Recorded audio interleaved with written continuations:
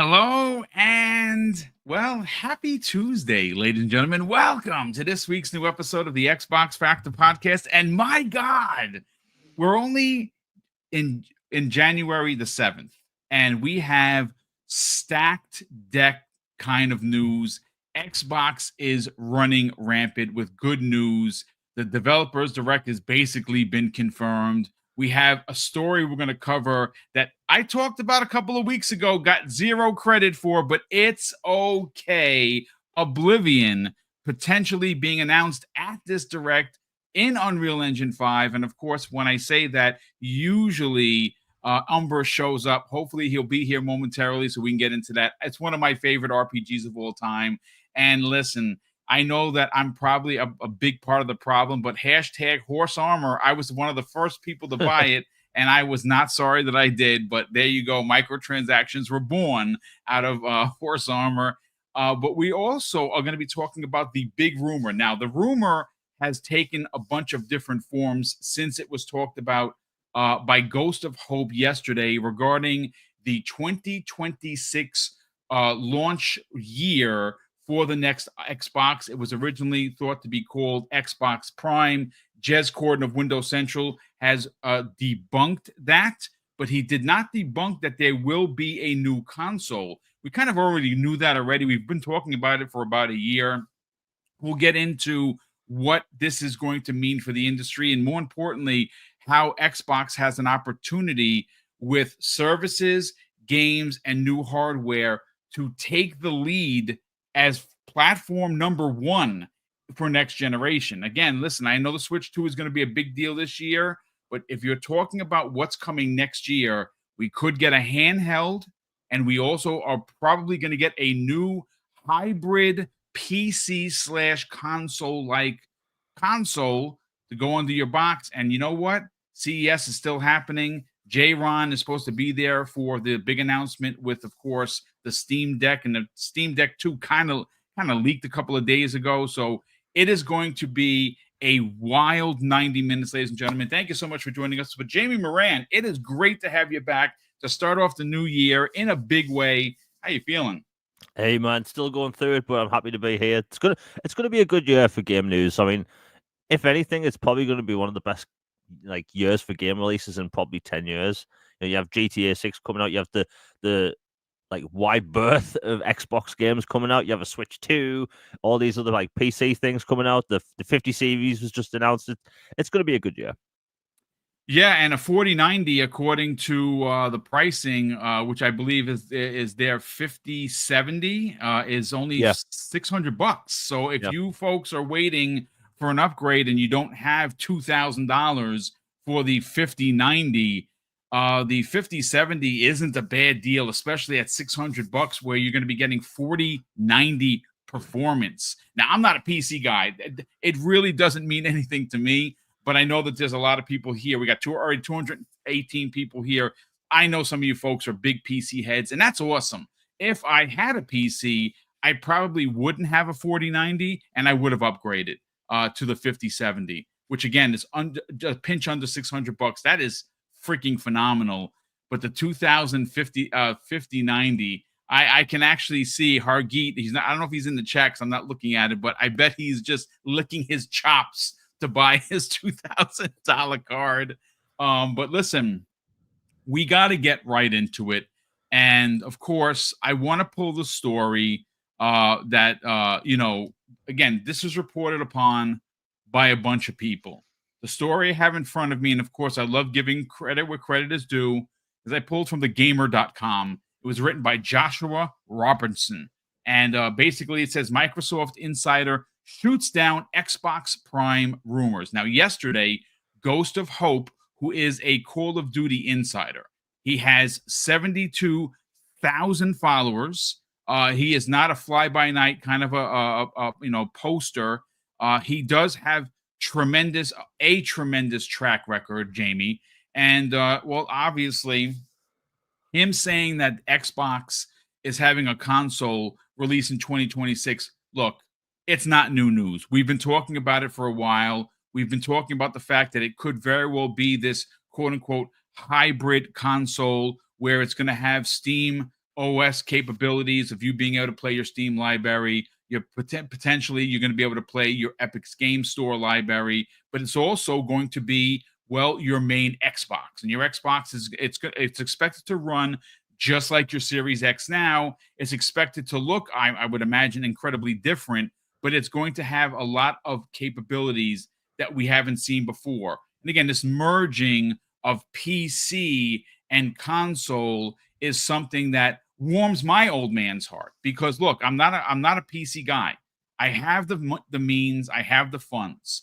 I don't want to be bothered with having to update things and get things to work and change parts. I mean, listen, if that's your bag, I understand. And that's awesome that you have the patience and the skills in order to do that. For me, I simply want to press a button or walk into a store and pick up this device, bring it home, unbox it, take a couple of pictures, put it on the socials, and then plug it in and go. I don't think there's anything wrong with that. I don't think it's me being a simpleton at all. I just think that I like simplicity when it comes to my gaming. And like I said, I'm not a PC guy, but I do like the idea that Xbox or Microsoft is going to put out a console. It's going to be very powerful. It's going to probably be around starting at $600. Maybe it's going to be more. Who knows? But I do like the idea that if that particular console, which is going to be the base model console, isn't powerful for me, and I have the available funds to go to, let's say, a ROG or a Lenovo or an Alienware or Dell, for instance, and they're probably going to have their set boxes. They're going to be priced, and they're going to have, your small, your medium, and your large. And if the Xbox starting core console is $600 and it has some bells and whistles, but the $1,100 model is top tier and it has all the extra bells and whistles, I'll eventually buy the $1,100 one because I'll have the funds to do that. What I like about it is I won't have to actually do anything with it. I'll simply just pick the box I want. And again, this is all speculation at this point because there's been no confirmation from Microsoft that this is even happening. But the more we hear about it from Tom Henderson and Jez Corden and Ecstasies and so many others in the industry that consistently put out new big pieces of information, Jamie, let's get your thoughts on this. Again, the rumor was that it was going to be called Xbox Prime. I think that's a dumb name, but I also think that is just the code name. Let's get your thoughts.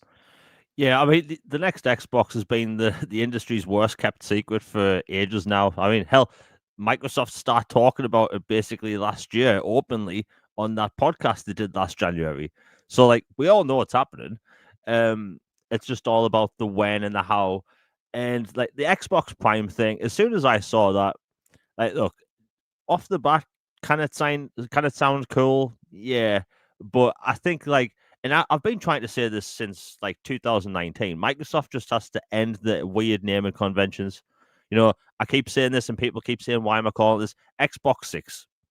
Just call it that. Rip off the band-aid, and then have the portable be called, Xbox 6 Go, because they couldn't call the Xbox 360 the Xbox 2 because that was one less than 3, and that's how normies think. And we have to think about the normies. Look at the Wii U. Granted, it wasn't announced the best way. Everyone just thought the Wii U was a tablet for their current Wii, right? So it sold like 5 units. But anyway, we all know there's an Xbox happening. It basically leaked in the Xbox FTC documents. Like, they go in full hog into 2026. And, they were adamant that they aren't doing a mid-gen upgrade. Some people loved that idea. Some people didn't. Personally, I think this time around, it's just unnecessary. Like, I'm playing Indiana Jones at 4K 60 and it has ray tracing. Like, I'm good. I'm good for now, In 2026, like, that means we'll have had, 6 years with the console. And that's what console generations used to be. They used to be 5 to 6 years, sometimes 4.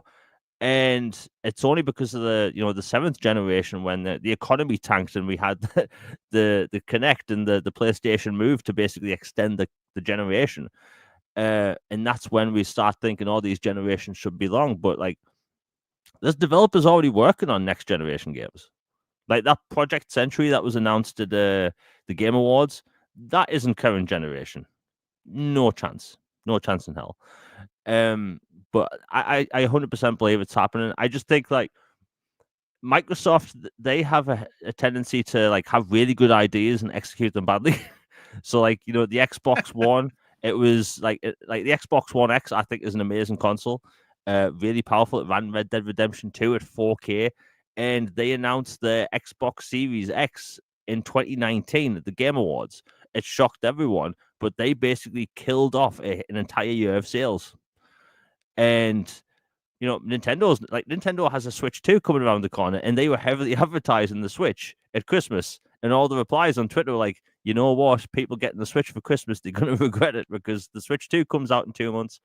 And like, that's what Microsoft has to think about. They have to think about their growth. But I think it's going to be an exciting time, whether it's the PC hybrid or something. You know, Microsoft, to keep talking about the handheld thing. The handheld thing's been mentioned non-stop at Microsoft. Phil Spencer talks about handheld at every opportunity. You know, I think the success of the Steam Deck and the ROG Ally has proven that there's a hunger for this, you know, portable gaming outside of Nintendo. They just have to announce it the right way. You know, the rumor is that the next Call of Duty is I was just saying 2026's Infinite Warfare. Sorry, not Infinite Warfare, Modern Warfare. Yes. And, you know, that makes sense. This year is going to be a Black Ops game. I just think, you know, Microsoft, they have the opportunity to have an amazing launch with a new Halo game, an Elder Scrolls game, allegedly, you know, Elder Scrolls 6. And, like, if they get everything right, they're going to have a great launch. I just hope I really hope they don't call it Xbox Prime. Because like I'm kind of tired of the naming convention thing. You know, Xbox 360, it was 2005. It was cool. You had G. Allard sitting on stage with a blazer over his, or hoodie over his blazer talking about achievements. You know, it was very 2005 and it worked. And then the Xbox One came around and people start calling it Xbone because for some reason we start abbreviating Xbox as XB. And you know, in Xbox Series consoles, like right with the one make Xbone, yeah, and with the Series consoles, you know, I'm fine with the Series X, but like, just I hope someone from Microsoft like really pays attention to my tweets. Maybe I'm annoying them, but like, no, just I go think with, you're onto something. Just go with Xbox 6. Nobody will care. We didn't get an iPhone 9. We didn't get Windows 9. They just moved straight to 10. People got over it. People will get over it with Xbox 6. I mean, look, here's the thing. It's going to be very interesting to see where they go with the name. The name itself, like, of course, you know, you went from the OG Xbox. It was just Xbox. And you went to the Xbox 360, and that was pretty cool. The Xbox One, I didn't care too much for it, to be honest with you, but I understand that the name behind the box was the one box, which of course is the TV thing we saw happen yesterday with Sony at CES instead of any game announcements. And again, we're not really, I know I had advertised we're going to talk about it, but there's too much good Xbox news to get into to waste our times talking about Sony's shortcomings. It's well known, and 2025 is not going to levy a whole bunch of games for them. It's just not. Xbox is going to be the place to play, and Xbox Game Pass is going to be the service that you're going to want to subscribe to because your value proposition is about to go through the roof. But you know, this next generation console, I know I saw, you know, I was watching Dirk Riggity's show the other day, and shout out to him, Sean and the rest of the crew. Love the work that they do. Their show is so much fun. You know, there's been some talk about whether or not the 6-year gap is enough for next gen. And I have a thought on that.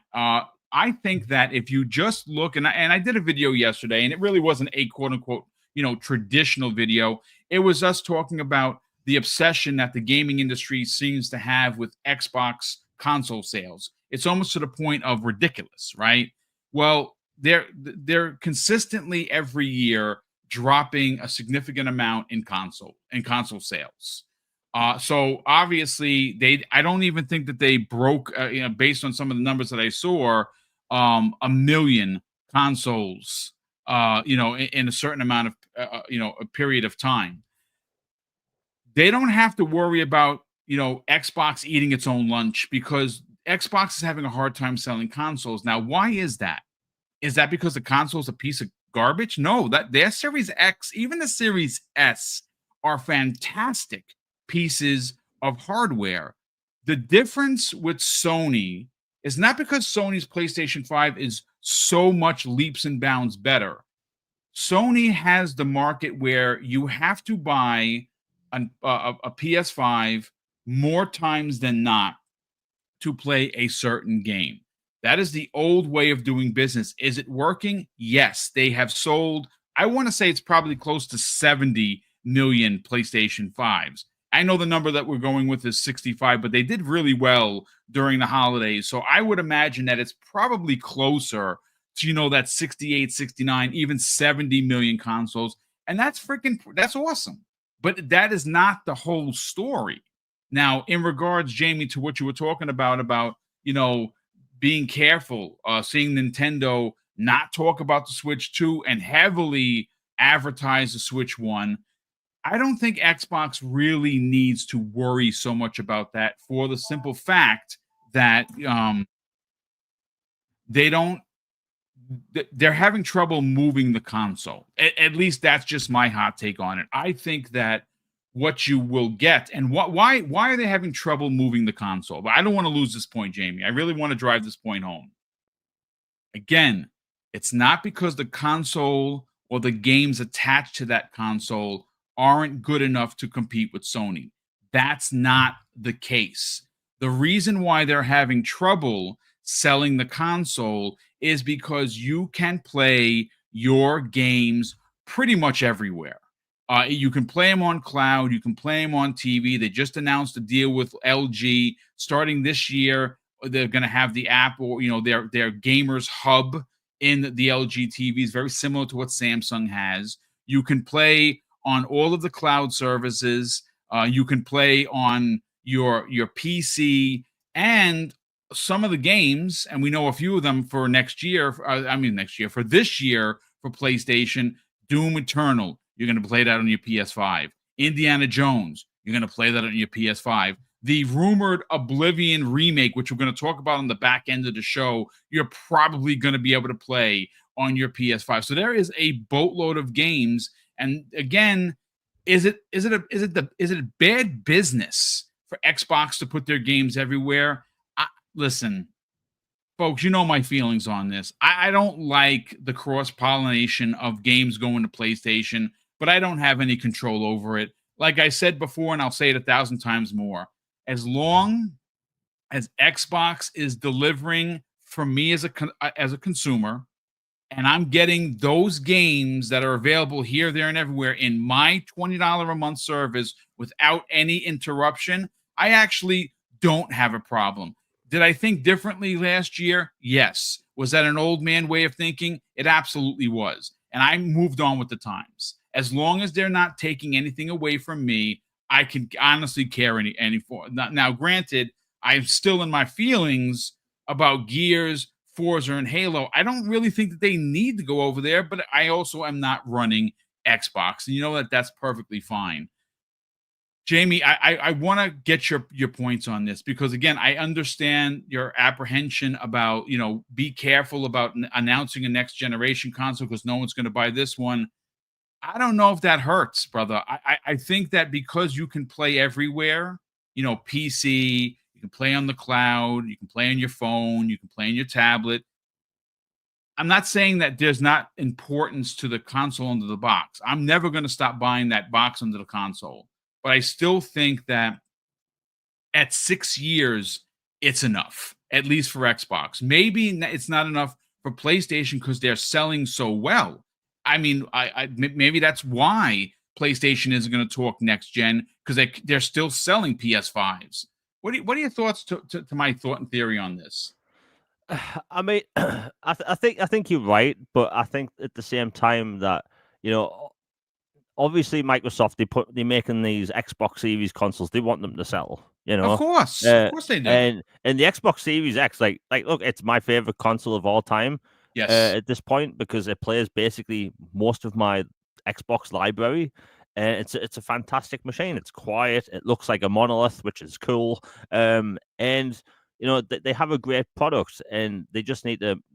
I think it's important for the Xbox console base to sell, and to get the Xbox Series X and S to sell is important, because we need third-party games to come to the platform, and the more consoles that are out there, the more likelihood there is of these games coming over. That's why I think it's important for them to keep marketing, because when the Xbox One X came out, they had so much momentum. People loved the One X. If people don't believe me, go back to when Microsoft launched the One X. They did a live stream. They were almost treating it like a brand new generation. They were so excited. They finally ended the resolution war, and the whole what's it called? Resolution Gate. They finally ended it. No more 720p, all this stuff. No more blurry images and thumbnails type of thing. And they ended that, and there was so much excitement over it. But when they announced the Xbox Series X, literally the sales fell off a cliff. Whether it's something they need to do or not, it's just good to have the console sell throughout the year. Now, was it a good marketing stunt? When they announced it at the Game Awards, hell yeah, because everyone saw it. There was millions of people watching. But I want to talk about that whole is 6 years enough thing, because that is actually an interesting question.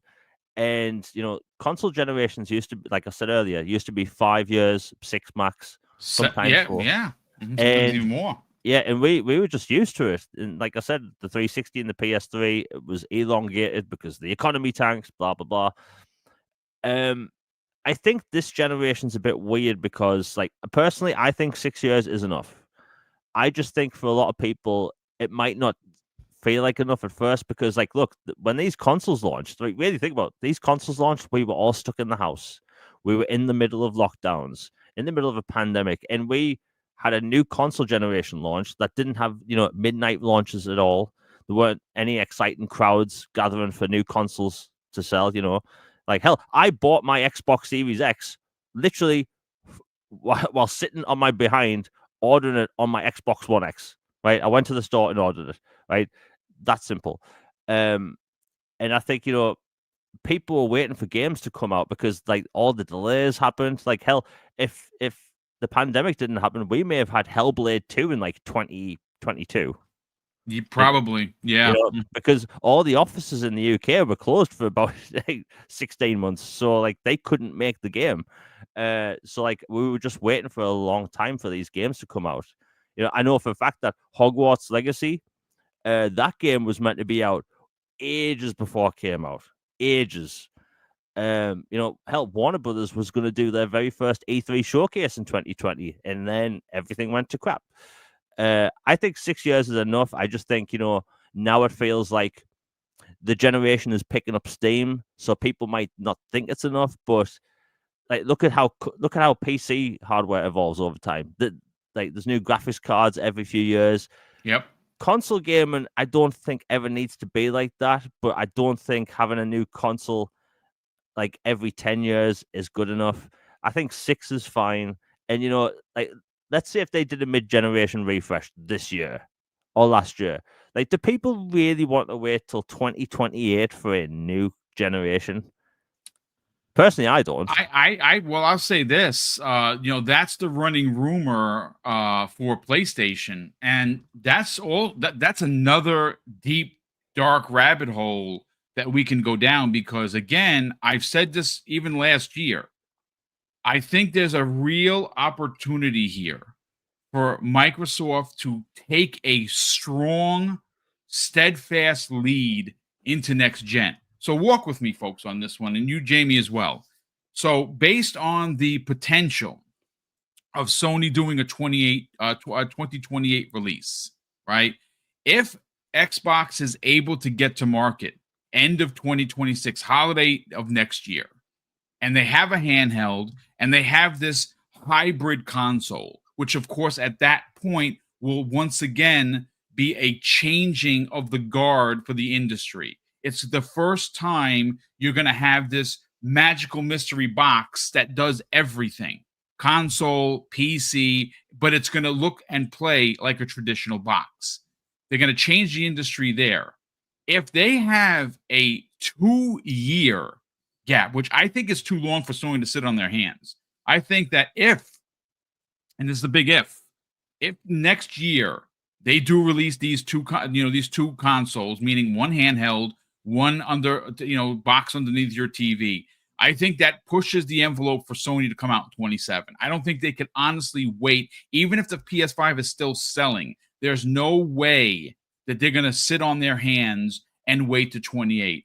But if Microsoft is able, Jamie and chat, to get a console out, 2 consoles, mind you, their first foray into handheld and the first hybrid PC console box next year, not only will they have the hardware, they already have the games lineup. We know games going all the way into 2027. Their first party output is bananas.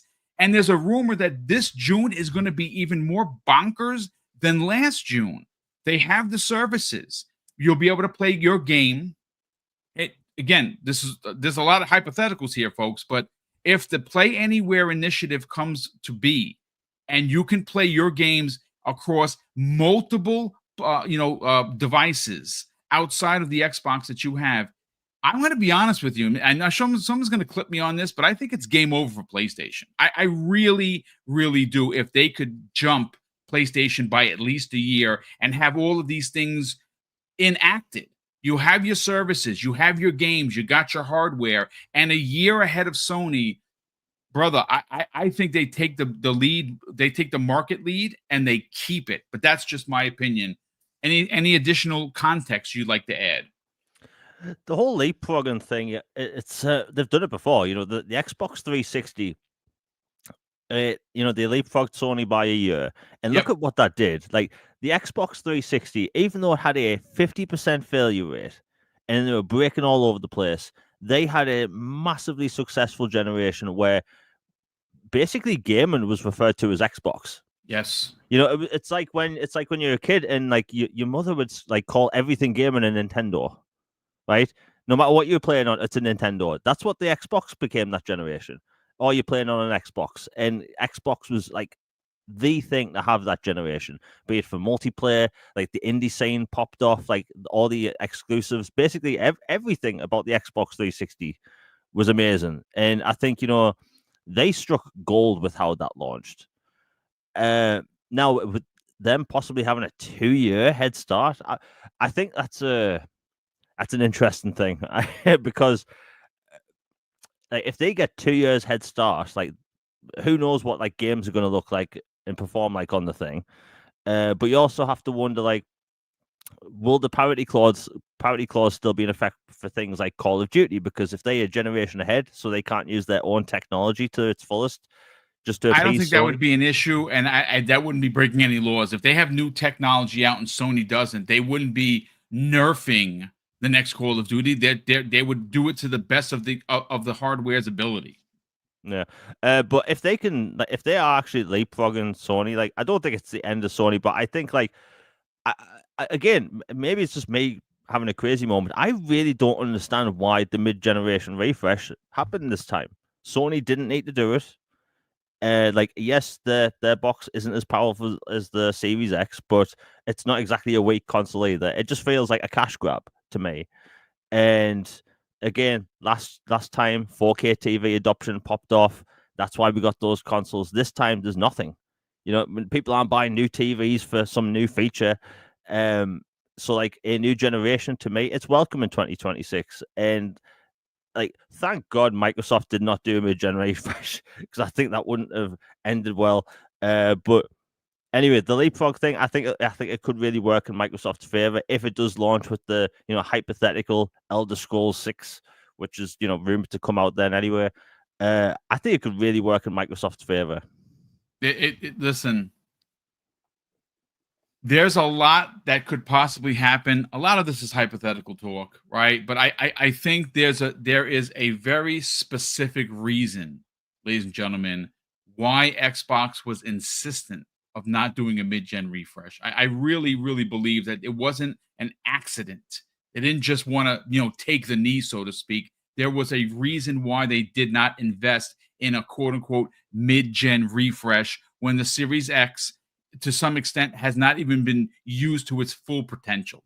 Sony's situation, I look, if you bought one and you're enjoying it, that's awesome. It does seem like a bit of a cash grab, especially when you watch like the Digital Foundry videos on some of the stuff that was supposed to be, leaps and bounds better, and it's not. So look, all I know is that the rumor is 2026 there's going to be a new console. I believe it's more than a rumor, and I have a feeling, ladies and gentlemen, this is not a breaking news segment. This is just my personal thoughts. I really believe that this June we're going to get two types of hardware shown.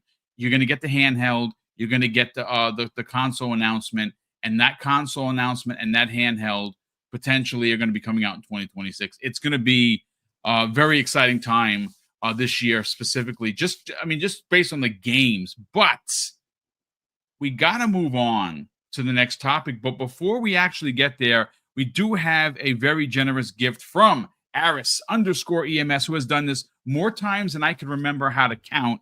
He has gifted 5 Double Barrel Gaming memberships. That is very generous of you, as always. Thank you so much for the continued generosity and support, Aris. Again, we do truly appreciate it. But, Jamie, we got to get into topic number 2.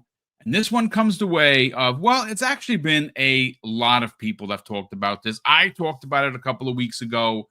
But Jez Corden of Windows Central, one half of the Xbox 2 podcast, did something yesterday in very Jez-like form. He simply put out a very auspicious tweet, very simplistic in its nature. He simply asks, are you ready for Xbox's next Dev Direct? And of course, well, someone responded immediately, and it was Wes Nemo on Twitter, asks, announcement soon, you think? And Jez replied very simply, yes. Now, I have heard, and I've talked about this as much as 2 weeks ago, that this Dev Direct, what I have heard is it is happening in the 3rd week of January. Again, I've already mentioned that before. Now we're hearing more confirmation from Jez Corden that the announcement is imminent. Is that happening? I mean, we're only in Tuesday, right? We're still a week and some change away from the 3rd week in. I would imagine that if that announcement is going to happen, it's going to be super late this week, maybe Thursday, maybe Friday, or like they've done before, maybe Monday morning, 9 a.m., boom, Xbox Wire article, detailing what games are going to be shown. Now, we have a thought, and I actually have a thought and a theory thanks to a posting from Tom Henderson regarding what Virtuous is working on. It is an Unreal Engine project. Well, we talked about that also. We'll get to that in the last part of the show. But look, Jamie, this is become a standard for Xbox. Now, last year was a bit, a bit difficult because they had to, have this, business direct, something they've never done before, where they were answering questions regarding multi-platform releases. And a lot of people were in their feelings. Some people left Xbox altogether. Some people are never going to come back to Xbox no matter what they do, and that's fine. But the community has moved on from the disappointment of multi-platform ideology. It's just going to happen. And I say this, and I'm not saying it to be funny. Sony is going to do it at one point or another. They're much slower, and they do have a different ideology of buy box, buy game on box, and maybe it starts out with a little bit more day and date for PC before it's everywhere else. But it's going to happen at some point. Xbox has taken all the arrows because they did things first. They usually do. This has become a standard in January to open up the year. It's great Xbox news. It's great Xbox advertising. We're only a couple of weeks away. I would say maybe 4 weeks, 5 weeks away from Avowed. Avowed is going to be a monster-sized RPG. I cannot wait to sink my teeth into it because, again, for me, The Living Lands is something that I've never explored. I've never been a ARPG kind of a guy, so I've never played those games that are part of this universe, but I'm still excited to get into what's going to happen with Avowed. The question that I have for you is, what do you think is going to be there? First of all, usually it's 5 games. It's usually 4 games and a partnered game. But I think Xbox literally has so many bullets in the chamber that they actually don't need to do any partner stuff. They could literally just show all of their own games that are potentially coming this year. What are your thoughts on that, Jamie? I mean, we've had a developer direct 2 years in a row. I mean, Microsoft, they have a very slow start to the year, and the first week getting back to work. So like, people are still getting into the offices and stuff because of the New Year's. I think they'll probably announce the developer direct next Tuesday. Xbox tends to announce like news on a Tuesday anyway. Yep. For later in the month, and yeah, it makes sense. I think it's going to be an exciting one because, like, again, there's no business thing this time. Like you said, people were in the feelings and stuff. Like that was, that was rough. Yeah. But yeah, I think it's definitely going to be happening. I mean, hell, pretty much everything that's going to be there is leaked anyway. And like you said, like the whole partner preview thing, like they tend to have one of those within a month afterwards. Like Microsoft, the exciting thing about Xbox right now is that they have so many games in development that they could literally do multiple shows over the next few months and not run out of stuff to talk about. Like hell, like I was talking about this last night, Clockwork Revolution, that was announced with gameplay in 2023, and we've heard nothing about it since. It's still in active development, and they keep teasing it online. So, like, who knows what we're going to see? I think that's one of the exciting things about Xbox is that with all the games that they have in development, they could literally announce anything. And that's what, like, people have been arguing about Xbox doing the multi-platform thing for a long time, but like at the end of the day, we just play these games to enjoy them. We want to enjoy these games, and like I love the fact that Microsoft has so many different games in development that when they announce this developer direct, they could literally show us anything. They could even show us 5 games that they haven't even announced. And that's the best part. And that's Microsoft's strong suit at the minute. Their studios are doing so good at the minute. Like Indiana Jones, I'm about to finish it.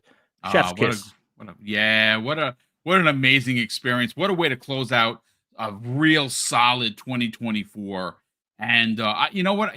Look, yes, Jamie, it should have been in the Game Awards. It should have won a bunch of awards. But the truth of the matter is that when people are doing their Game of the Year stuff, it's starting to come up in everybody's conversation. So yes, it didn't get the Keighley Game Awards that it should have, or the recognition it should have, without a doubt. But it's still getting the recognition from other publications that I would have never guessed would have picked an Xbox. But please continue. Yeah, but like just the quality of games they have now, like you can see that the bar is like raised because Microsoft, that people always said they needed like higher quality games more consistently. Yep. And if you look at last year, the quality of their games were very high and they were consistent. Hellblade, is it a short game? Yes, but the quality is unlike anything else you've seen. Indiana Jones, like one of my favorite developers, Machine Games, made a first-person Indiana Jones game that isn't a first-person shooter. Yeah. Do you know how good that was for me to play? And I'm still playing at the minute. Like it's so good because like I love immersive sims, and Indiana Jones is an immersive sim. I love that game. And this game doesn't get enough credit. Flight Simulator 2024. I play this every day. Every day. In fact, I'm top 50 in the world, by the way. Good for you, bro. But like it's a fun game. It's technology that's really impressive, and it's stuff that we don't really see that often. And like I absolutely love that game. The quality is amazing. Granted, it's launch day. It's a server-based game, so it didn't have the best launch day, but the day afterwards and onwards, brilliant. And Age of Mythology Retold, absolutely solid RTS on console. Great game. So, like, Microsoft, they had a solid year. This year, they can literally show us anything. And like you said, we're going to be talking about a certain remake in a bit, but, like, it's going to be an excellent year. And I think, it's going to be an exciting year for games. I mean, listen, there's no doubt whatsoever that this year is not only going to be a great year for Xbox and its gamers, it's going to be a great year for gamers across the board. Because if you think about it, and we've talked about this before, Sony has no games listed outside of Ghost of Yotai, which I'm super stoked for. I know a lot of people are in their feelings about the fact that it's a female protagonist. Listen, folks, grow up. It's a female, big deal. They exist. I'm super stoked to see how they're going to continue the story without Jin, because I was really hoping to get a follow up to Jin's story, which that's a game I platinumed, and I don't have a lot of platinums. I absolutely adored every freaking second of Ghost of Tsushima. Ghost of Yotai is going to be a big release for them. There's just no doubt about it. They do have another Kojima joint locked up, which of course, is a timed exclusive. What's that timed exclusive for Death Stranding? The Beach. I don't know. Is it 6 months? Is it a year? Who knows? But we know that Kojima now has full ownership of the IP, so maybe things have changed. They don't have much past that. I mean, normally we get some information on what games that they have locked up through their deals. We don't even know that, so they don't have a lot. But what they do have is a bunch of Xbox first party games and Xbox first party studios making games for the PlayStation 5. Doom Eternal. We got a chance to see a little bit of that. Did you see those graphics? Oh my god, that looked like mind melting. Indiana Jones is going to be there. People are on PlayStation going to enjoy it. Hopefully it sells really well there, and I think it's going to. I really think word of mouth is going to propel that game to be a big seller on PlayStation. Maybe that even gets announced on a Switch too. Who knows? You also have Call of Duty, whichever that's going to be, which is rumored to be a sequel to Black Ops 2. And that, of course, is going to sell like hotcakes on Sony. So most of Sony's big games are coming from Xbox. So again, I mean, like I'm not talking slander on it. It's just a fact. So Xbox as a company is going to have a big year, but Xbox gamers are going to have even a bigger year than anyone. And I really think that Game Pass is leading the charge. We have so many games, and you got to remember. Listen, some of these, of course, are hypotheticals. There's no doubt about it. Do I really believe that there's going to be a Gears E-Day release next year? No. Why? Well, it would be great if it was released, this year, but it's probably going to be released next year because it coincides with the 20th anniversary. So it makes perfect sense.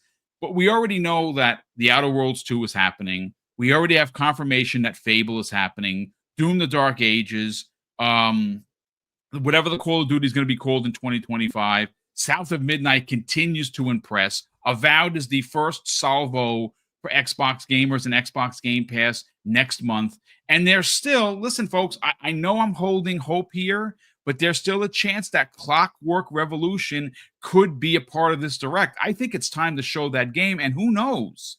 They've been keeping their heads down and working, and they haven't said much, but they have mentioned it on the socials. Clockwork Revolution could be a game that is one of those surprises that Matt Booty talked about. He says, we've got to remember, it's been announced, but they haven't talked about it. Maybe that's one of the ones that make it into 2025. Look, I could just say this.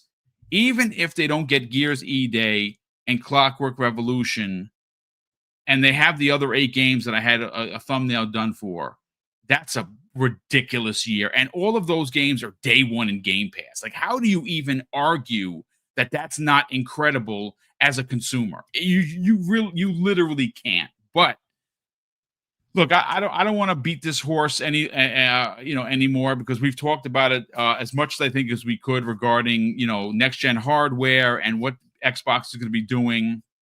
We do have one more topic to get into, and I do want to talk about that because it's a big one. I really think that, again, it's one of my favorite RPGs of all time. Oblivion is and has been rumored to be done or being remade in Unreal Engine 5, meaning it's going to potentially be on the level of a remake that you look at one of the Resident Evils, like Resident 3, Resident 2. Those were monster remakes. Final Fantasy 7 remake. That was a fantastic game and an amazing remake. If you get an Oblivion of that quality, oh man, it's going to be great. And we're going to talk about that in a second, but I do want to catch up on a couple of super chats that popped in here. First of all, our generous brother, all the way from Hawaii, Nino Vestic, has once again gifted 1 double barrel gaming memberships. That's 6 today. That's 5 from Aris underscore EMS. And of course, once again, from Nino Vestic, please, if you did get one of these subs, thank these gentlemen. It would be greatly appreciative of you to do that. And we have here a super chat from Will Broke Boy Lewis, who drops an outstanding $10 super chat. Will, great to see you here, brother. We definitely got to get some Call of Duty this weekend for sure.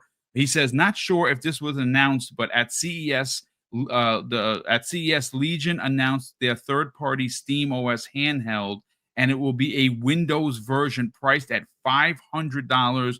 Boom, any further scoop? Listen, again, if that just happened, I'm not watching the bylines. I think that what we'll do, there's legitimacy to what you're saying, we'll move that to tomorrow's show. And the reason why I'll do that is because I have 2 tech heads on the panel, meaning Kay Asante and Hargeet. They're the masters of tech. So it's going to mean more to them than me, but I'm not going to lie. If it's a Windows-based machine and the Xbox OS is released, I may buy that handheld. I'm going to be honest with you. But we got a bit of a breaking news. Now, I got to thank Idle Sloth. He put this, he probably DM'd me with, and he actually just mentioned this in the chat. Now, it's not gaming breaking news, but it's news that I think a lot of people have been asking for, and I'm very interested to see where he goes next. Destin Legary has announced that he is going independent and leaving IGN officially. That is a really big deal. I really like Destin. I've had an opportunity to talk to him behind the scenes. He's a gentleman of a gamer. He really is an Xbox fan, regardless of what people try to say about the guy. Has he said some silly things in the past? You know what? We all have. So please don't hold that man to a silly comment about the 900p. Everyone always brings up that picture of the 1080p versus the 900p that he did. Listen, we all do silly things, but he's leaving IGN, and I got to be honest with you, I'm very excited for him. Now, granted, that's nerve-wracking, folks. You got to understand that is super, super nerve-wracking because he's at IGN and he's probably getting a decent salary. What his salary is, folks, I have no idea, but I'm sure that it's a paycheck. It's a steady paycheck. But we've seen IGN lose a lot of their big-time people for a multitude of reasons. And listen, him leaving IGN is a big deal. Shout out to Idle Sloth for confirming that. Again, not a topic that we're gonna spend a lot of time talking about, but I do want to get your thoughts on this, Jamie Moran, regarding the announcements. Thanks to Idle Sloth in the chat that Destin Legary is leaving IGN. I think it's a good move. I like his solo stuff, and personally, I don't watch IGN anymore. So, I think it's a good move. He makes good content. Good luck to him. I mean, I'm sure he'll do perfectly fine. I don't have the best relationship with IGN a lot of the time, but I think he's going to do a fantastic job solo. So I have his presser right here, ladies and gentlemen. Again, we're going to move on to the Oblivion topic momentarily, but I do want to just talk about this for a second because I do think it's a monster move. And I'm going to support him. I'm going to support him on Patreon because I love his work. I really do. I like his videos. I watch him on a regular basis. And well, here it is, folks. He says this, and it's been pinned to his Twitter account. He has 71,000 followers. Just for context. So people really like what he's doing. He says this: after 13 years at IGN, I quit my dream job. With nearly 1 billion views generated, it's time I take the leap and bet on myself. Here's what's next for me in gaming. And he has links to Patreon and he has links to YouTube. And I will, of course, I'm going to support him for this because I think again it's a super risky move because you're leaving a paycheck, you're leaving a guaranteed paycheck. You show up to work, you get paid. Now he's taking he's taking his talents on the road. That's super scary. The balls of steel. There's no doubt about it. But I'm going to support him because I do like Destin, and being that he has now been removed from IGN, look. I'm going to give it the old college effort. I doubt he would want to come on this show. It's small, and we don't get like super big names on here, and that's perfectly fine. We like the mom and pop, aspect of Double Barrel Gaming. But once he is settled, I'm going to see if I can get him on. Maybe we'll have him, get on here, talk about what he's doing next, and potentially just get his opinions on the gaming aspect of the world outside of IGN. I'm gonna give it the old college effort, folks. We will see. But Jamie, we got to talk about this story that comes the way of Insider Gaming or the Insider Gaming Network. This was written and published today by Tom Henderson himself. He says this in the header. Virtuous, which is a studio that makes games, is working on an unannounced remake using the Unreal Engine 5. And of course, as the thumbnail, he has the Elder Scrolls 4 Oblivion. Now, again, I'm going to read verbatim from the article, and we will break it down in a second. He says this, ladies and gentlemen. A developer's LinkedIn profile has revealed that Virtuous is working on an unannounced remake for current generation consoles using Unreal Engine 5. Now, there it is, folks. Consoles, meaning that this is probably going to be a multi-plat release, and that is perfectly fine. Oblivion was available on pretty much everything, so I would imagine if they're spending the money and the time and the investment into remaking one of the best RPGs from the Xbox 360 era, hands down, it's going to be released on consoles, meaning with an S, PlayStation 5, Series X and S, probably the Switch 2, makes sense, and of course, PC. Now, it goes on to say, first spotted by X, formerly Twitter, user Timur222. The information comes from Oleski, LinkedIn page, who is a technical art director at Virtuous. His description of his current work simply reads, unannounced UE, PS5, Xbox Series X and S, PC remake. In December of 2024, several rumors began to circulate that Virtuous would be developing the Elder Scrolls 4 Oblivion remake. And of course, I was one of those scoopers, though I didn't get credit for it. Fine, whatever. Which was further collaborated with by the leaker known as Ecstasies, and he's a really good dude. If you're not following him or sub to his channel, please do so. He breaks stories, and his connections are deep. While some find it somewhat hard to believe that Virtuous could be developing a fully fledged remake of the Elder Scrolls 4 Oblivion on Unreal Engine 5, the proof is seemingly starting to stack up, according to the story. For those out of the loop, the remake or remaster of Oblivion first popped up during the FTC investigation into Microsoft's acquisition of Activision Blizzard, which the game expected to release during the fiscal year of 2022, a date that has obviously been missed. Jamie, this is amazing. I'm so sorry that we don't have Umbra here, because obviously he'd be licking his chops to talk about this. He is Mr. Unreal Engine 5, but I got to tell you, when I talk about the fact that we're going to get Oblivion and potentially a remade, not a remaster, not a cash grab, like a full-on remake of one of the Xbox 360's best RPGs, like a big old nerd, I'm getting goosebumps, ladies and gentlemen, because it's my favorite RPG for the horse armor and everything that went with it. I remember being turned into a vampire. For the love of Joe, I could not save myself, and I just stayed as a vampire because I got that vamp disease. It was hilarious, but I went with it. It was amazing. Jamie, this is one of the games, and again, it's just my opinion, that I think will be at this Dev Direct. And even though it's a first-party game, it would be considered a partnered game, so to speak, because it's going to be available on other consoles. I am really hoping we get a chance to see what this game looks like. And the Dev Direct seems like the perfect spot to show off this game. Let's get your thoughts. Like I was saying in the pre-show, I've been telling people it would be in the January show for 6 months, and I was called all sorts on my channel. Yes, I was there. I saw some of the escapees trying to hunt you down. And the thing is, I love Oblivion, Elder Scrolls Oblivion. It's an amazing game. I actually prefer it to Skyrim when it comes to the main story. I think Oblivion I agree. has a way better main story than Skyrim. Skyrim is better for the side stuff, but what a hell of a game. And plus, think about the technology we have now. Remember stepping through the Oblivion gate and getting like a 1 minute loading screen? And there was like 50 Oblivion gates.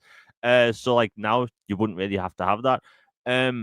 I think that the term remake is being thrown out a lot because there's different kinds of remakes. And I think some people see some kinds of remakes and think it's a remaster. To my knowledge, it's a one-to-one remake with quality of life stuff. So the best thing I can compare it to is Metal Gear Solid Delta, right? That remake looks phenomenal, but it is a one-to-one remake. That little cave underneath the bridge near the beginning of the game in Metal Gear Solid 3, that is the exact same shape and the exact same place as the original version. So it looks like we're going to get that with this, but that's what I want. I don't want a completely like redone remake where it's like new story elements and all that stuff. Oblivion's Oblivion. People like that Elder Scrolls thing. Now the real question is, when will it launch? Will it be a shadow drop? I'm guessing no. It's a big game. It's a very big game. But like Elder Scrolls, like Oblivion, like that was a powerhouse back in the day. Like that was one of those games you showed off on your 360 back in the day, and like you were just impressed by. It's massive open world. You left the cave at the beginning of the game, and like that game is ugly now. Like I play old games all the time. Let me tell you, it's not good. it's not. Like, yes, it does run at 4K 60, but you have 4K 60 green paint grass texture on the ground. It is awful. But it's a hell of a game, and I think this is going to be the treatment it deserves, because that's all it needs. One-to-one remake, quality of life stuff, third person enhancements, because the third person combat in the original game is awful. But I'm looking forward to this. It's blatantly going to be happening, and I think this game will prove that Microsoft is willing to go back to all the titles to maybe improve upon them, which some people have said in the past maybe they don't want to do, which could open up, other games as well. I keep trying to tell Microsoft to remaster Lost Odyssey. That's another one I would love to see them. Let me tell you something. So just for some context here, if this does well, and I believe it's going to do super well, especially because everyone is holding their breath, waiting for the next actual new Elder Scrolls, right?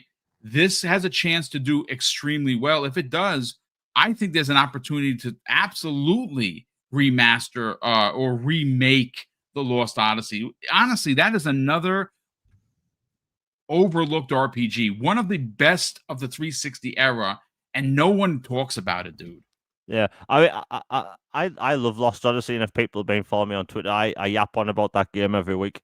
It is a hauntingly beautiful JRPG. Mm-hmm. And it's one of the most hardcore JRPGs. Like that game will kick your teeth in without any remorse. Like it is brutally hard, but it's a great game.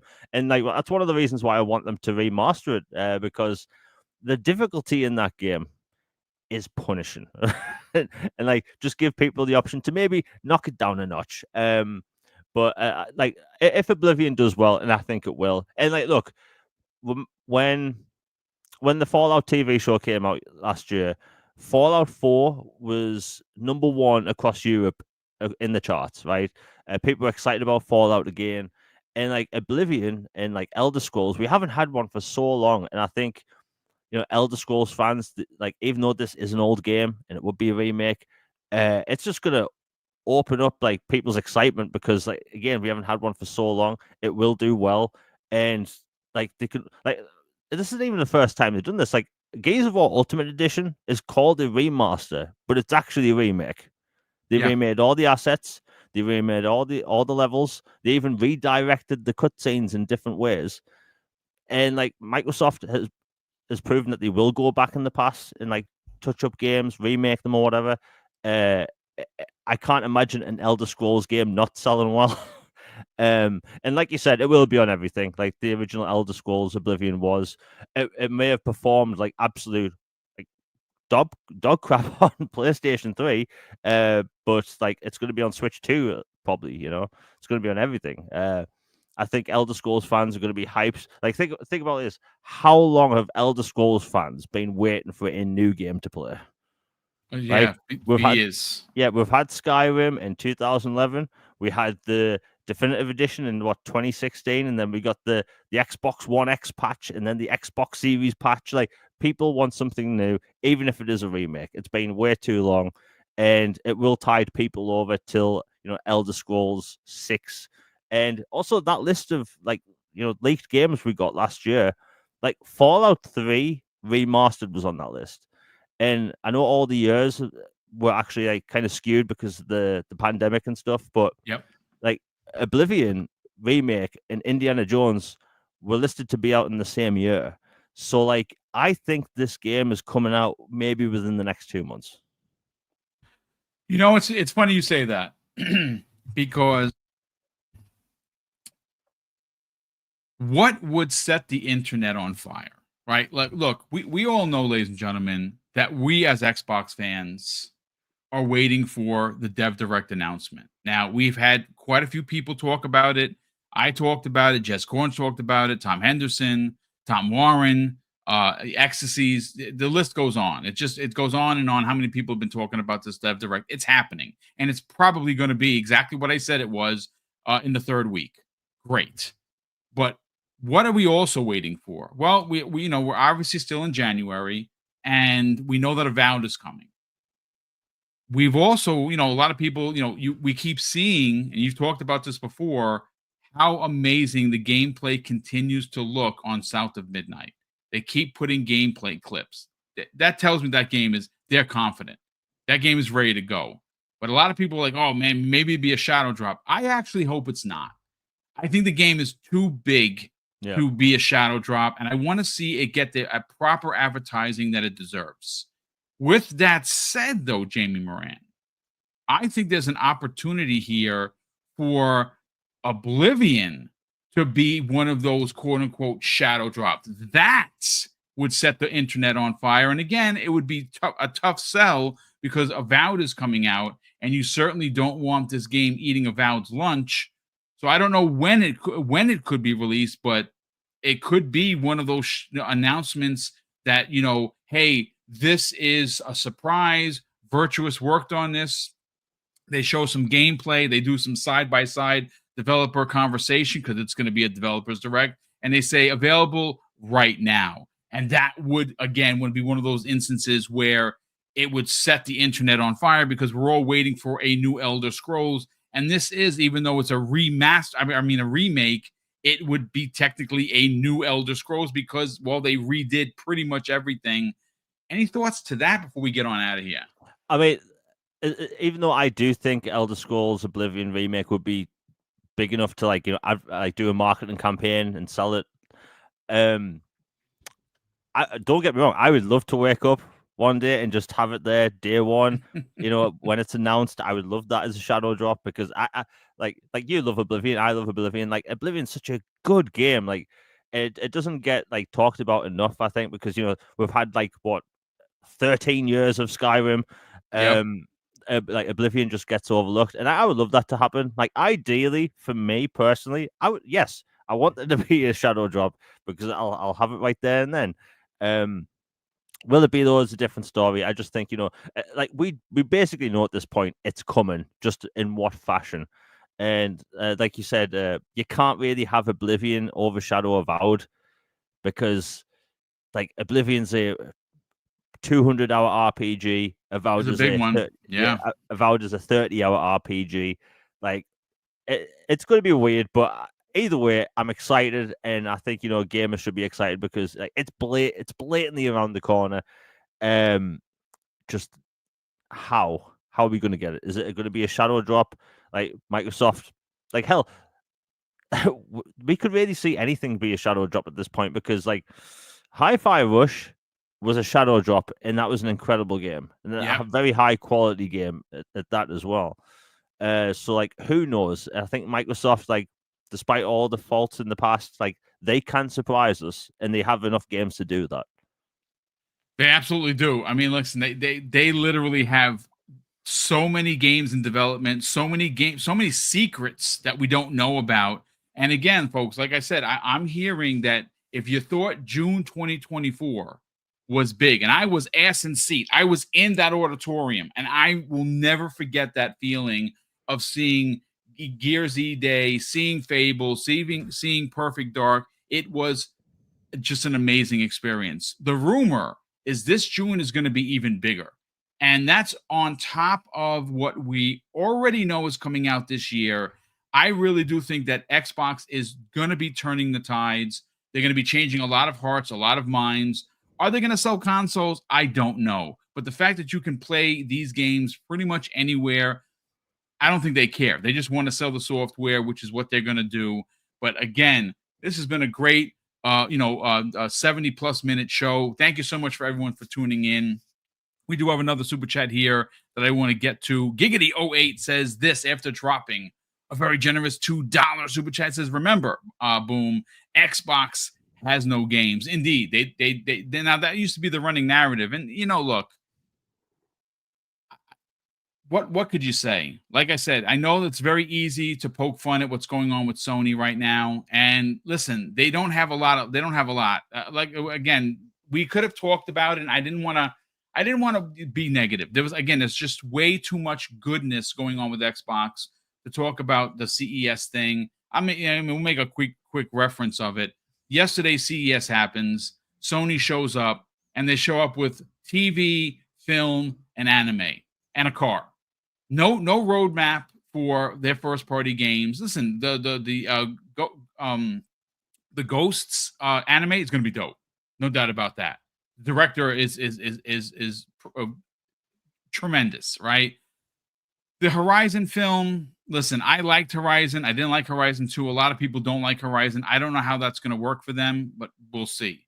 So again, it's just where I come from. This isn't trying to be slanderous, isn't trying to, win a console war, but it's very interesting that yesterday, Jamie, we saw the gaming media as a whole make the announcement that Sony is they got an electric car that's only going to release in California to start. They have all of these anime, they got film, they got TV. The trailer for The Last of Us 2, which looks amazing on HBO. That's happening in April. I cannot wait to catch up with that. That's all great. That's all wonderful. But am I wrong, chat? Did Xbox get ran through the dirt for TV? Right? Now they have all the games. They have games coming this year more than any one year that's not a launch year in the platform's history, right? Across multiple platforms. It's insane how many first-party games are coming out this year. But yet, there are particular journalists that will continue to do stories that are months old about Xbox console sales. But then Sony has this presentation where, yes, those IPs are great. They're going to make great film. They're going to make great anime. They're going to make great TV. That's awesome. But they still don't have a roadmap for their games, Jamie, and no one in the gaming media even bats a freaking eye. To me, that's the goalpost being moved. Oh, yeah. I mean, look, I know this is an Xbox show, but like Sony does need a roadmap. Like their fan base, like they haven't had a full-on air quote showcase for ages now. They don't know what first-party games are coming out this year outside of Ghost of Yotai, I believe it's called. Like there's nothing really known. And I'm not talking about third-party games that are made in Japan that just happen to be exclusive on PlayStation. Like we just don't know. And then they announce all these movies and TV shows. And I think movies and TV shows adapted from games can be really entertaining. Like there's nothing really bad against it. It's just that we've heard before, like Microsoft doing TV was the worst thing in the world. And like that's what we saw last night. And like their TV and movie division has a roadmap. And no IGN article, no GameSpot or Eurogamer saying, hey, where's the PlayStation roadmap? Where are the games? Yeah, where's the games? And you're going to have people in chat that are going to say like, oh, who needs a roadmap? But like we were told as Xbox fans for a long time, you need a roadmap. You don't know what's coming. And like we knew for a fact, like Microsoft had next to no studios. They had next to no games in development. Like we knew diddly squat. But now we know Microsoft has so many games in development, like they literally have multiple years of roadmap. But Sony, we just don't know. Right. We don't know anything. And that's a major problem. And like, wouldn't you think like you're gonna have people in chat talk about sales figures, like, oh, who cares they're selling? Like, what do you get out of Sony selling games rather than you buying? Sorry, what do you get out of Sony selling consoles rather than you buying games? I don't get it. It's just it's a weird take. Like I do think some of the TV adaptations and movies and stuff will be good. Like I don't know if they're doing Days Gone. I think Days Gone as a movie or TV show would work. That'd be great. They have. I mean, again, a couple of announcements. They have quite a few things coming out in regards to film and TV, and I think they're going to be big. Like you have a season 2 for Twisted Metal. So the first season was freaking really good. Like a lot of people overlooked that, but I'm a huge Twisted Metal fan. And the fact that we actually had a show, bonkers. Yeah. But like, I think a lot of these. I don't know why Sony seems to be pushing Horizon Zero Dawn so hard. It will be funny to see if whole thing, brother. That's his baby. Yeah, it will be funny to see if maybe Bandai launches an Elden Ring movie the same month. Like, I would just love that to happen. It's just to continue the trend, But yeah, it's just weird. Like they do need the gamers need a roadmap. It shouldn't be shocking that Eurogamer and all these outlets are asking these questions. The PlayStation centric content creators, they need something to talk about. Yeah, like games. We have one here in the chat, as a matter of fact. Beast of Philly, consistently is a PlayStation guy. Beast, the best of Philly, I should say. You're welcome here, brother, to drop your points. But I find it very interesting that you and I want to pull up one of his points. He says, "I said Xbox should go full third party, and if rumors are true, once forward Gears and Halo go there, it's a wrap. A wrap for what? For a console war? Listen, I'm not bending the knee, and I would never sign off on Gears, Halo, and Forza going to PlayStation. But I'm an old man. Here's my thing." The way that you've been going back and forth with a lot of people in the chat that are here normally, you sound like you're a pent-up gamer waiting for PlayStation to drop something for you. Well, guess what? That's not happening, dude. It's not. So you're here trying to incite the chat because you're a PlayStation guy, and you are welcome here, dude. But the truth of the matter is that the best games you have coming out this year are not from your own platform, brother. It is from Xbox. That is a reality that is going to continue to be a talking point moving forward. And every PlayStation fan that consistently said Xbox games suck and have no games, now you want the games. Did you play Indiana Jones? No, you're probably waiting for the PlayStation port. And that's awesome. You should buy that. I didn't have to buy it. I got it in my service, and I'm enjoying the heck out of it. I beat it. It was great.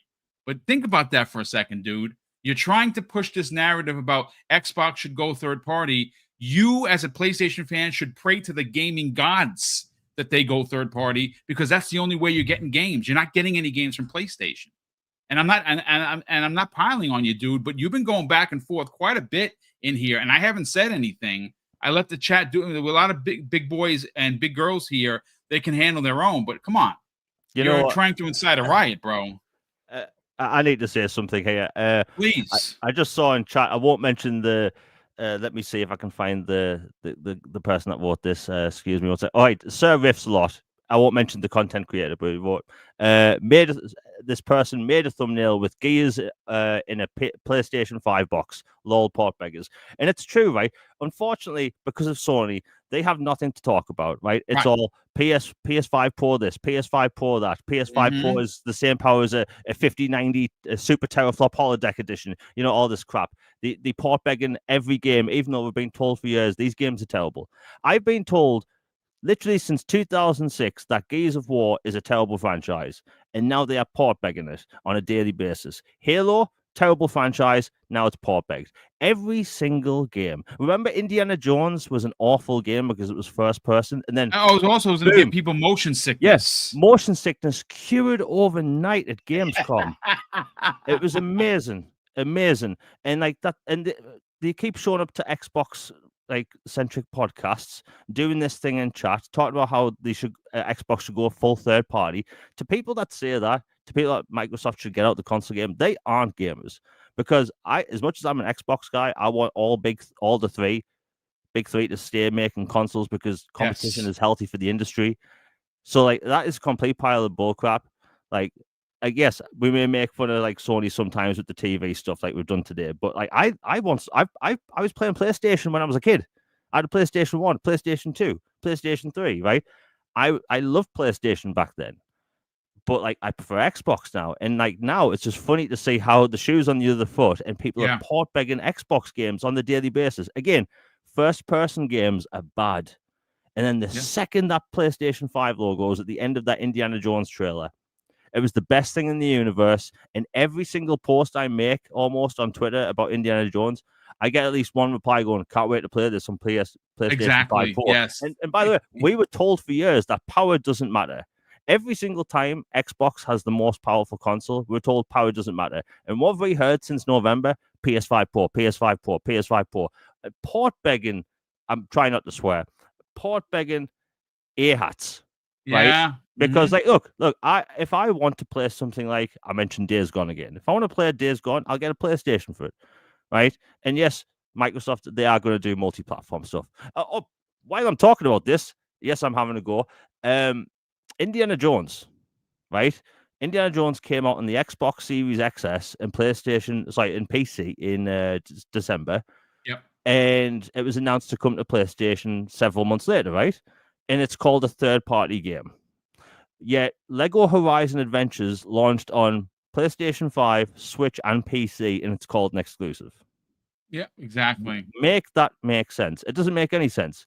You know, I forgot who said it here. I think it was let me see, I think it was Pragmatic Eagle. Welcome, as he says, he goes, the pony math ain't mathin'. I mean, he's not wrong, ladies and gentlemen. And last time I checked, Lego Horizon Adventures isn't an online live service title. No, it's a single player game, dude. That's what it is. So like, why is that on PC? Why is it on Switch? We're not counting the Switch as a console now. Like, look, all this argument at the end of the day is nonsense. We just want to play good games. But like the fact that you still have these people out here, just the season coping, hate the fact that Microsoft is in the console business. This has been going on for years.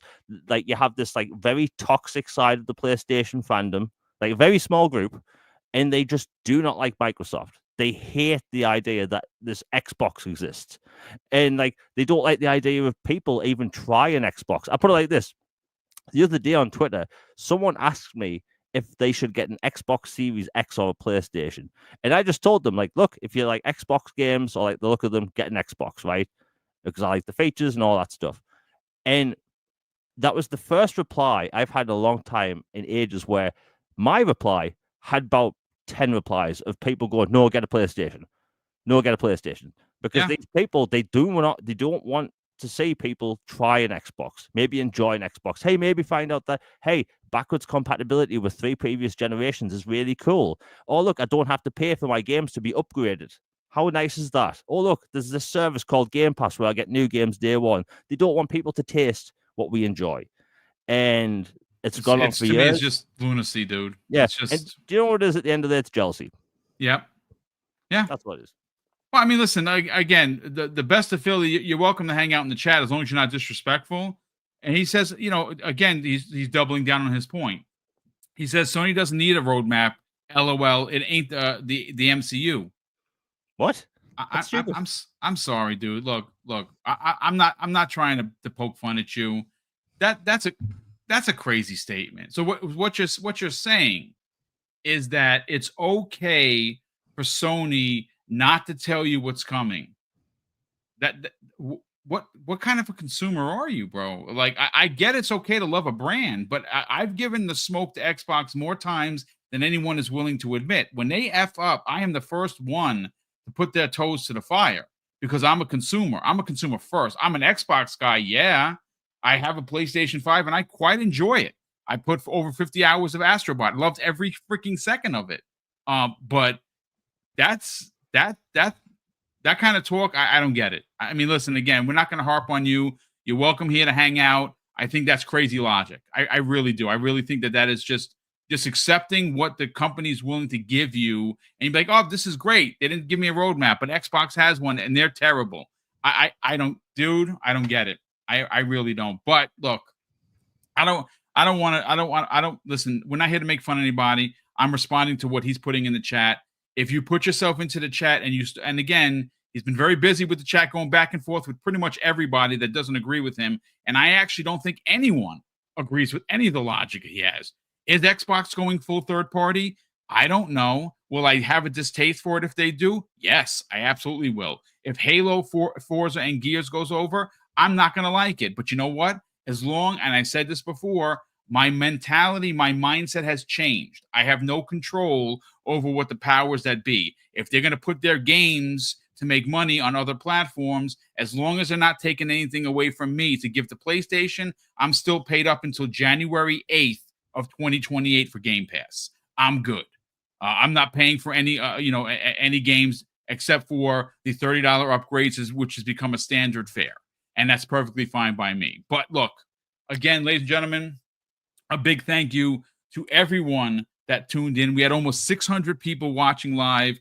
We have Will Broke Boy Lewis drops an additional very generous $2 super chat and says, "Dang it, Boom, stole my point. At least I didn't SC it."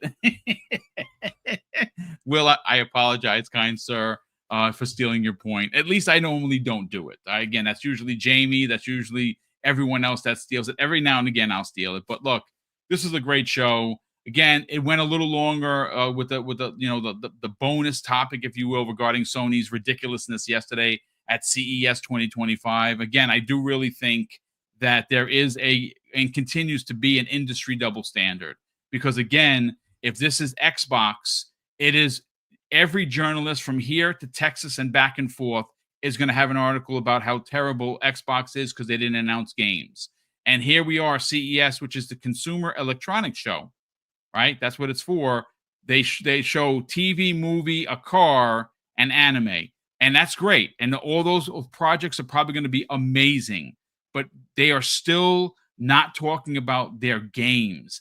And that, to me, is a glaring problem. But, Jamie Moran, let's sell your brand. Brother, where could people subscribe to your YouTube channel? You and Mr. Meyer are going to be live tonight at 6 p.m. Eastern Standard Time to talk about, well, all things Xbox on your live stream. Please tell everyone where they can subscribe to your YouTube channel, where it's fun and jokes, and more importantly, follow you on social media. Yeah, thanks for Boom for having us on once again. New year. Sorry if my throat is no. I love the rant. It was well needed, and I thought it was timed perfectly. Even with the bronchitis, my throat's like, oh god damn it. But yeah, so I have all things Xbox podcast on my channel at 6 p.m. Eastern tonight, which is the Elusive Gamer YouTube channel, where I'm a pro Xbox channel. There's no fanboy stuff. It's literally just Xbox, and a lot of Mass Effect is thrown in there as well. And speaking of which, we're going to be talking about Mass Effect, the next Mass Effect tonight, nice. Which is going to be cool. And also have a video coming out tomorrow, which I've been working on for 2 months. Oh wow, nice, dude. And 39 copyright claims. Holy Christmas. You know what it's like. It can be a pain, but it's finally done. It's out tomorrow. A lot of cool content coming out soon, and also have on-camera content coming soon. big things planned for the channel. It's going to be a good year, and that is on the Elusive Gamer on YouTube, and my Twitter is also Jamie Moran UK, where it's exclusively gaming and jokes. Yes, well, listen, we look forward to your content. I cannot wait to see this video, folks. If you're looking for someone that not only loves but talks passionately about Mass Effect, well, Jamie Moran, there's no one better for sure.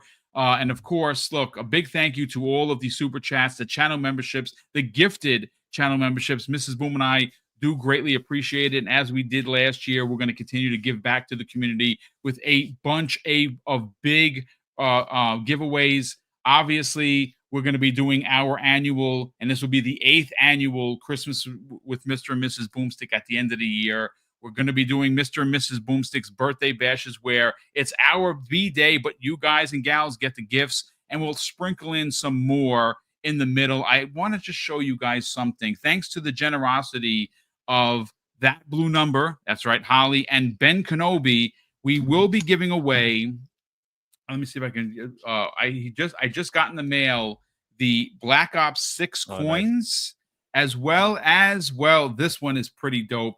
The Indiana Jones coins. I have about 9 of each of them. I think I might even have 10. I got to look into the numbers, but we're going to be giving those away. I'm going to try and figure out a contest in one of the upcoming months to give these away. And again, once we do with the giveaways, you don't even got to be subscribed. Now, granted, I'd love for you to subscribe to the channel, but if you don't, it's fine. For the contests that we do, we'll give you a hashtag at the beginning of the show. You put that hashtag in, and if you win, well, you win. And we'll be mailing out these coins to the winners, though we don't have a specific release when we're going to do these. So I'll keep everybody advised. But big thank you to everyone that tuned in for checking out the show. Big thank you to all of the really kind messages that, I've been getting with the videos that I'm taking the podcasts and I'm going into the video editor and I'm cutting them down, making more digestible, like, 15, 20 minutes. Sometimes they're a little bit longer because, well, the topic calls for it.